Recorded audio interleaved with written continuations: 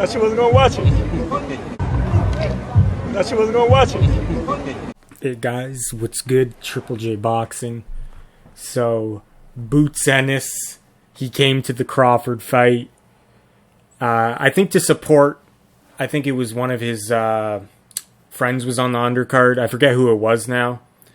But that's the reason why he said he came. But I love this clip because, like, Crawford's just badass. Like, he's like, hey, I thought you weren't going to watch it. And he just walks by and Boots Ennis is just, like, smirking. Yeah, it's... So I guess in the past, Boots Ennis says he's not interested in watching Terence Crawford fights or something.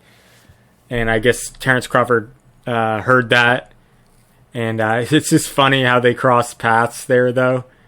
Now, who do I think would win this fight? Yeah, I love the smirk they're both giving when they're walking by.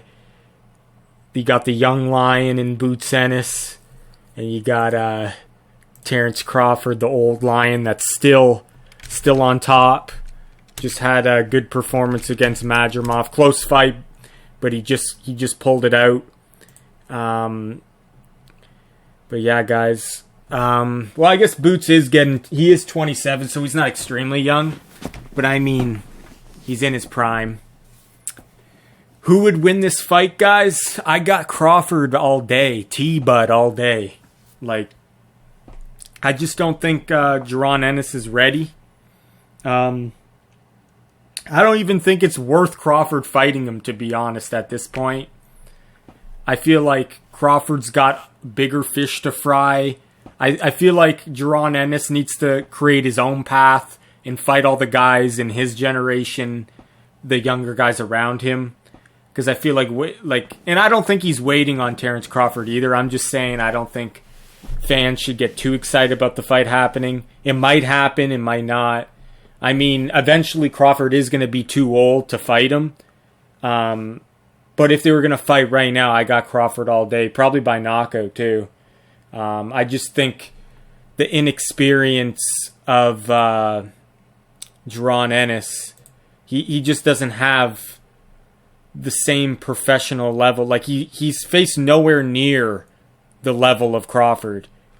Though he's got a decent resume of guys that the has-beens and the, gatekeepers and all that. Like, he's faced decent... I'm not saying he doesn't have a decent resume, but I mean, he doesn't have any standout guys that would make you believe that he is ready for Crawford.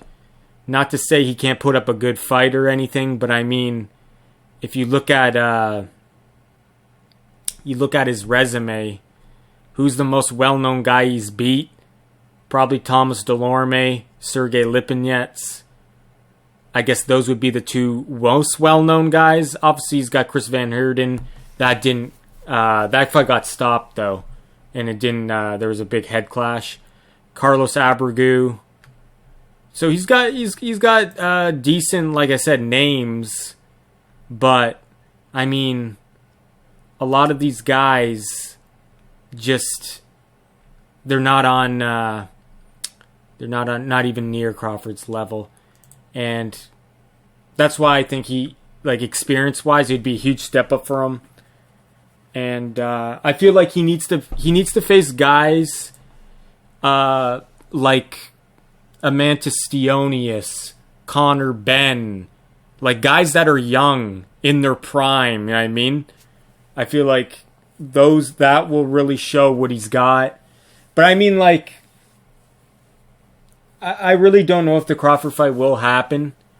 But if he beats, like, those guys, those young, hungry guys, or, like, say Ryan Garcia moves up, right? He fights him, beats him. You got a lot of...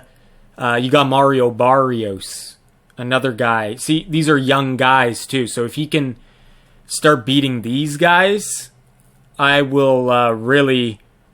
Then I'll think he'll be ready for Crawford for sure, in my opinion. But that Crawford might be 40 by that time, though, so... Anyway, guys, I thought it was a cool little clip, little engagement there by the Bud and Boots. But let me know who you guys think would win that fight. I got Crawford by knockout all day. It's Triple J Boxing. Thanks for watching. Take care. That shit was gonna watch it.